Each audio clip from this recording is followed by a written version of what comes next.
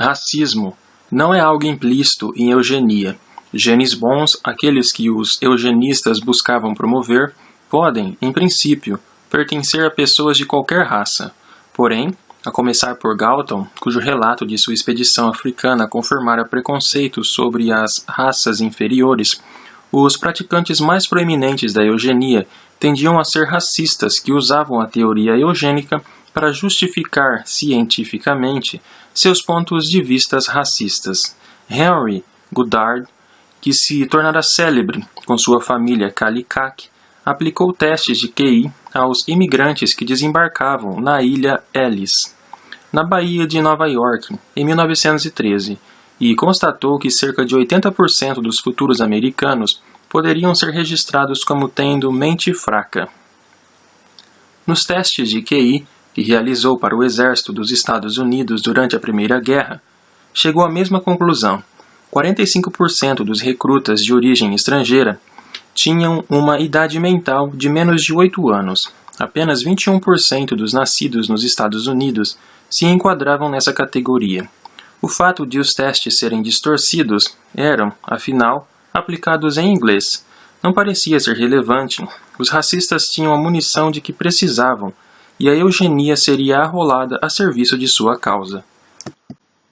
Embora o termo supremacista branco ainda estivesse para ser cunhado, os Estados Unidos já tinham um bom número deles no início do século XX.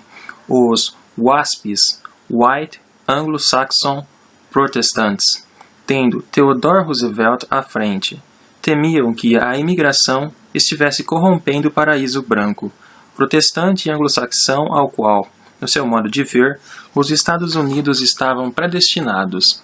Em 1916, Madison Grant, um nova-iorquino abastado, amigo tanto de Davenport como de Roosevelt, publicou The Passing of the Great Race, em que afirmava que os povos nórdicos eram superiores a todos os outros, incluindo os europeus. A fim de preservar a bela herança genética nórdica dos Estados Unidos, Grant lançou uma campanha defendendo restrições a todos os imigrantes não nórdicos e exaltando políticas eugênicas racistas. Sob as condições existentes, o método mais prático e auspicioso de aprimorar a raça é através da eliminação dos elementos menos desejáveis da nação, privando-os do poder de contribuir para gerações futuras. Como os criadores de animais bem sabem, a cor de um rebanho pode ser modificada pela destruição contínua das tonalidades inúteis. Isso, é claro, também é verdade em relação a outros caracteres. As ovelhas negras, por exemplo, foram praticamente obliteradas, eliminando-se, geração após geração, todos os animais que apresentam essa cor. Apesar das aparências, o livro de Grant não foi uma obra menor de um maluco marginalizado. Pelo contrário, foi um influente best-seller. Traduzido mais tarde para o alemão, agradou bastante aos nazistas, o que não chega a surpreender.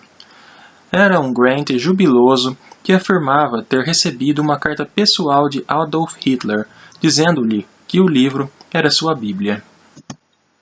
Embora menos proeminente que Grant, o mais influente defensor do racismo científico na época foi o braço direito de Davenport, Harry Laughlin, filho de um pregador de Iowa. Suas especialidades eram pedigrees de cavalos de corrida e criação de galinhas.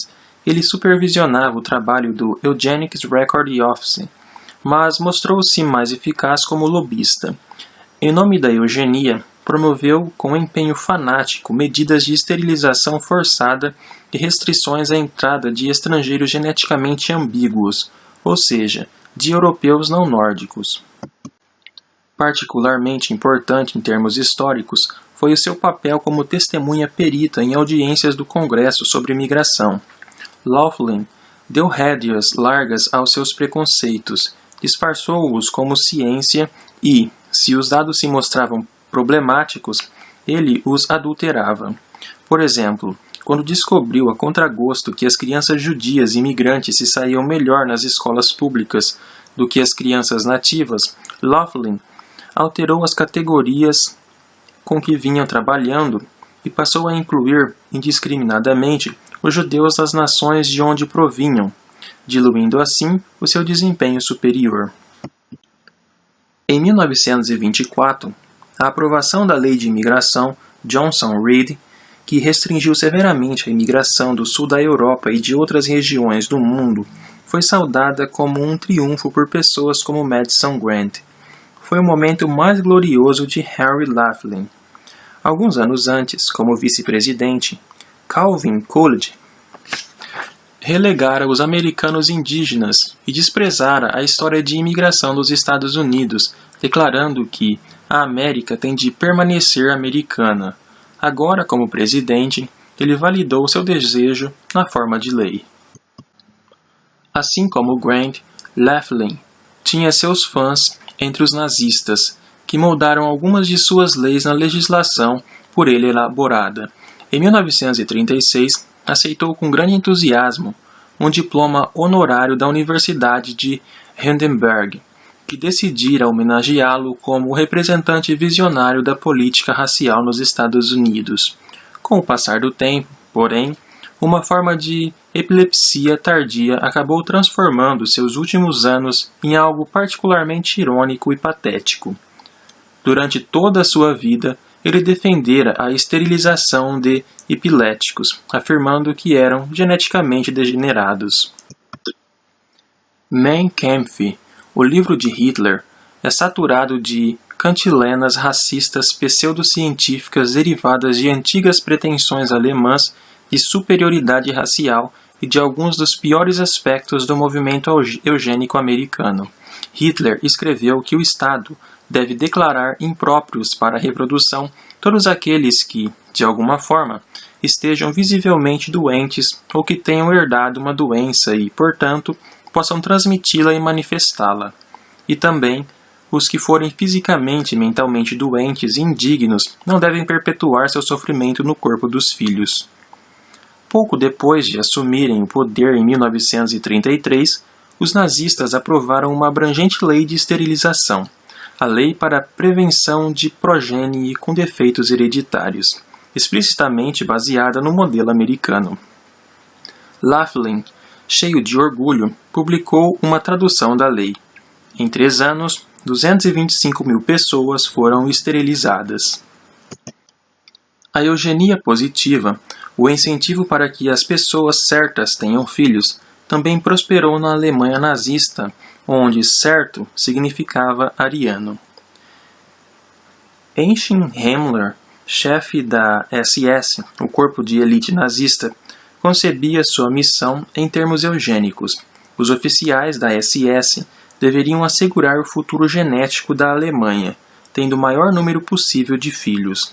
Em 1936, ele instituiu lares maternais especiais para as esposas dos SS, a fim de assegurar que recebessem os melhores cuidados durante a gravidez.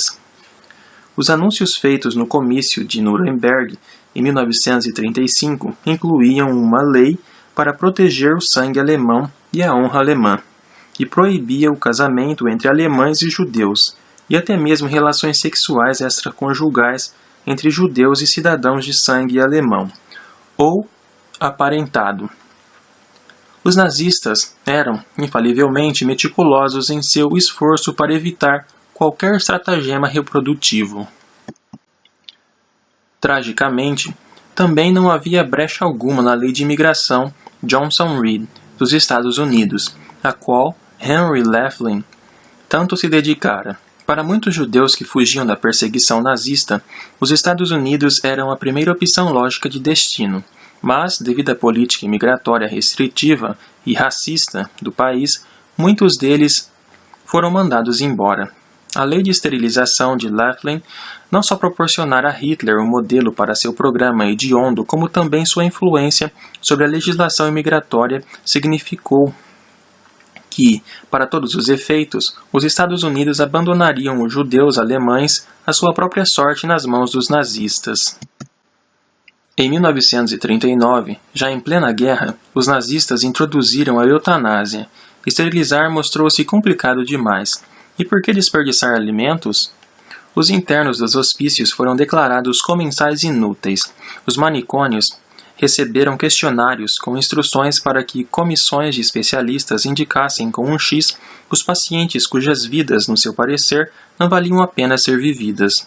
Esses questionários foram devolvidos com 75.000 XX, e a tecnologia do extermínio em massa, a câmara de gás, foi então desenvolvida. Subsequentemente, os nazistas expandiram a definição de vida que não vale a pena ser vivida para incluir grupos étnicos inteiros, entre eles os ciganos e, em particular, os judeus. O que viria a ser conhecido como Holocausto foi o ápice da eugenia nazista. A eugenia acabou se revelando uma tragédia para a humanidade. Também mostrou ser um desastre para a incipiente ciência da genética, que não conseguiu escapar da contaminação. Na realidade, porém, a despeito da proeminência de eugenistas como Davenport, muitos cientistas tinham criticado o movimento e se dissociado dele. Alfred Russel Wallace, co-descobridor com Darwin da seleção natural, condenou a eugenia em 1912 como uma interferência intrometida de um sacerdócio científico arrogante. Thomas Hunt Morgan, famoso por suas pesquisas com moscas das frutas, demitiu-se por motivos científicos da diretoria científica do Eugenics Record Office. Raymond Peer, da Universidade Johns Hopkins, escreveu em 1928 que eugenistas ortodoxos estão indo contra os fatos mais bem estabelecidos da ciência genética. A eugenia perdera credibilidade na comunidade científica muito antes de os nazistas se apropriarem dela para seus fins repulsivos. A ciência que a escorava era fictícia e os programas sociais desenvolvidos a partir dela foram absolutamente repreensíveis. Não obstante, em meados do século XX, a genética humana em particular, uma ciência perfeitamente legítima, deparava-se com um grave problema de relações públicas. Em 1948, quando cheguei a Cold Spring Harbor, antiga sede do já defunto Eugenics Record Office, ninguém ousava sequer mencionar a famigerada palavra que começava com E, e ninguém se dispunha a falar sobre o passado da nossa ciência, embora exemplares antigos da Revista de Higiene Racial da Alemanha ainda pudessem ser encontrados nas estantes da biblioteca.